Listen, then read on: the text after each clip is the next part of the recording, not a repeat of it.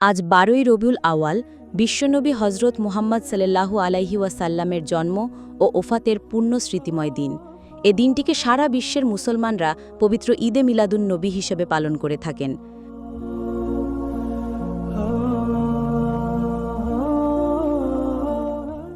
রাসূল সাল্লাল্লাহু আলাইহি ওয়াসাল্লামের জন্ম ও মৃত্যুর পুণ্যময় এ দিনটি মুসলিম উম্মার কাছে গভীর শ্রদ্ধা ও ভালোবাসার দিন হিসেবেও পরিচিত।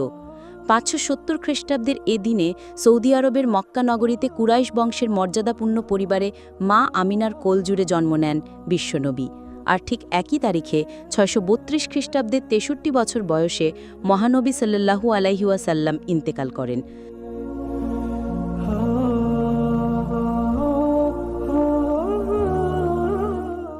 তার জন্মের পূর্বে গোটা আরব সমাজ ছিল অরাজকতা ও অবক্ষয় নিমজ্জিত।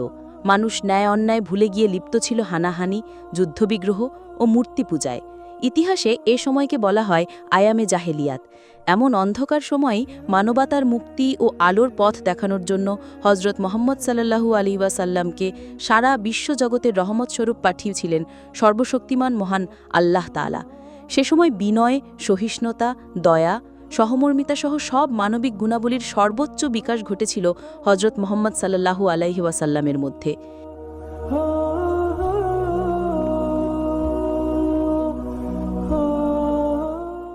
শ্রেষ্ঠ মানবিক গুণাবলীর অধিকারী হিসেবে তিনি ধর্ম, বর্ণ ও সম্প্রদায় নির্বিশেষে সর্বকালে সর্বজন স্বীকৃত। হজরত মুহাম্মদ সাল্লাল্লাহু আলাইহি ওয়াসাল্লাম ছিলেন সর্বশেষ নবী ও রাসূল। তিনি পৃথিবীতে এসেছিলেন তাওহীদের মহান বাণী নিয়ে, প্রচার করেছেন শান্তির ধর্ম ইসলাম।